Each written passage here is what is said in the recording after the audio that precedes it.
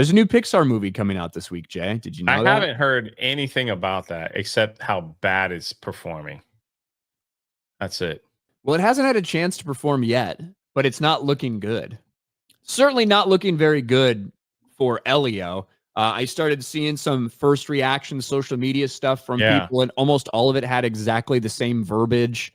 I wasn't going in expecting much, but it was thrilling and blah, blah, blah. And it really spoke to my almost all the same verbiage, except from our friend Alan Ing, who said, it's Wish all over again. Elio's the worst animated film in Pixar history. Yeah. More to come on Wednesday. Because I think Wednesday are the official like review embargo lifting. You know, you can just do social media reactions. I have seen no marketing. I don't even remember seeing a teaser trailer for this. I see nothing for this film. Like nothing. It's almost like they're like, it's like, we kind of put a stinker. Just let it breeze on by. I've seen a fairly significant amount, but not as much as we've seen for other things, certainly.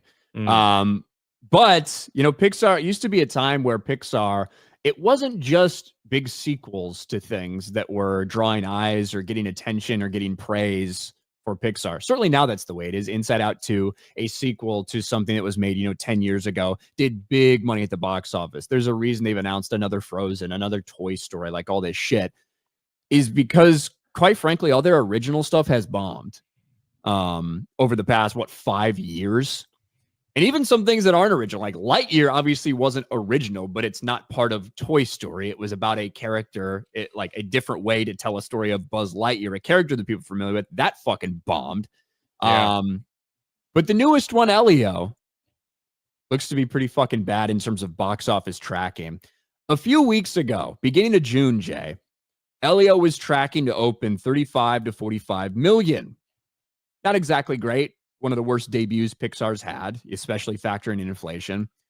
Those projections have gone down as of yesterday. Pixar's Elio on track to earn 27 to 34 million in its domestic box office opening weekend. And the kicker is the budget. Reported budget of nearly $300 million. Golly. They spending it on, man. That's insane. I don't know, because this is kind of the art style I kind of hate as well. I do not know how they spent $300 million on this, but they did.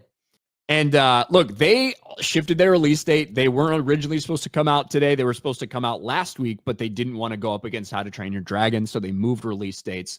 Probably a good idea from them, but just put this in perspective. If it opens on the low end of that, so let me sort by opening weekends. Yeah, that is awful. It would be the worst opening they've ever had. Yeah. Period.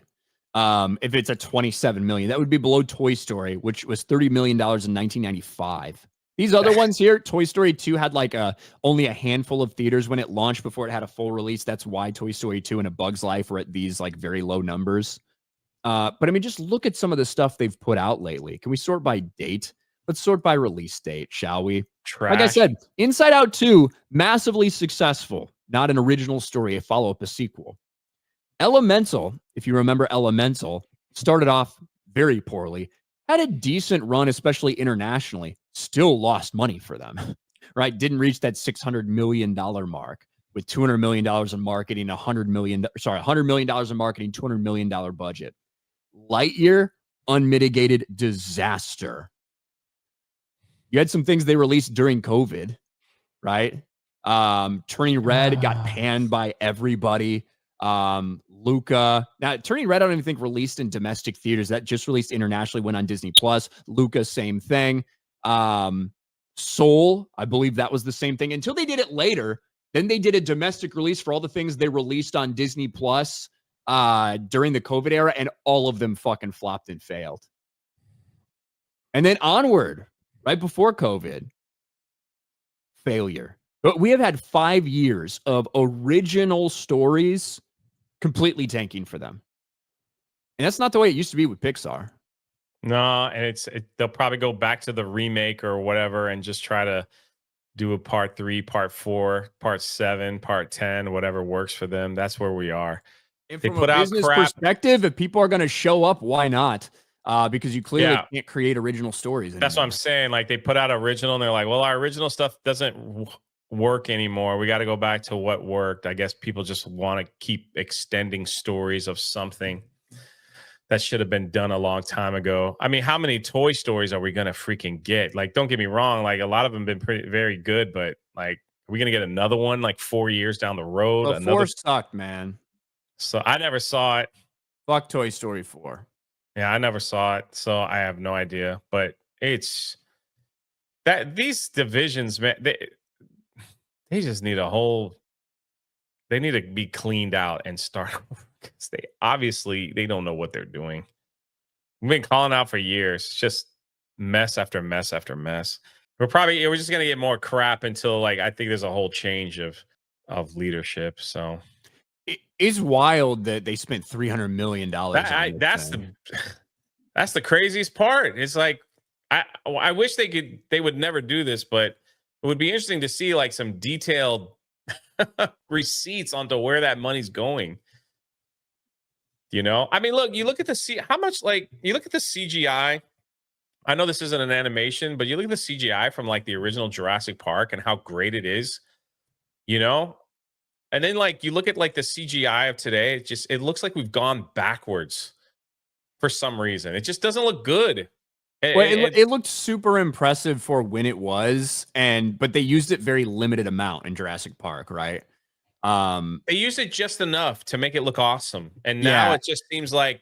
Well, one of the problems is because they do VFX on so much shit, and they want to get it out in this time period, they end up rushing the people that they have. We've heard about like the crunch in the VFX industry, specifically when it comes to Marvel movies and stuff like that, for a long time.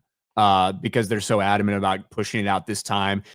And also they don't have everything planned out, especially when you're looking at like these Marvel movies and stuff, that they don't have everything planned out. If you do have a plan and you go into it knowing exactly what you're going to do, exactly what this scene's going to look like, exactly how many VFX shots you can expect based on the script, and you go out and you plan it all, then you can do it, and you understand the workload, can distribute it, can plan through that. When they're writing the movie and the scenes as they fucking go, like we've seen Marvel do so often lately with unfinished scripts, then you're late when it comes to that. You're late on this. You end up having to do way more shit than you were planning for, and you get it way too late.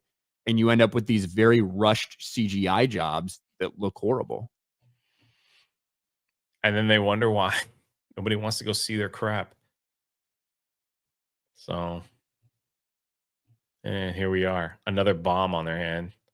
Yeah, I don't like the art style with these little fucking weirdos that have like bean-shaped mouths. You know what I mean? Yeah. Like I don't know what this art style is called. When they open their mouth, it looks like a bean, but I fucking don't like it. He's wearing a patch too. I guess that's part of the story.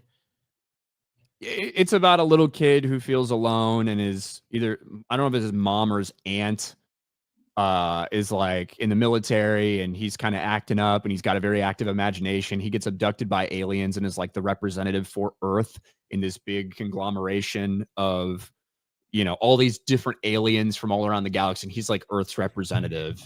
He finally feels like he belongs somewhere with a bunch of other fucking freaks and weirdos.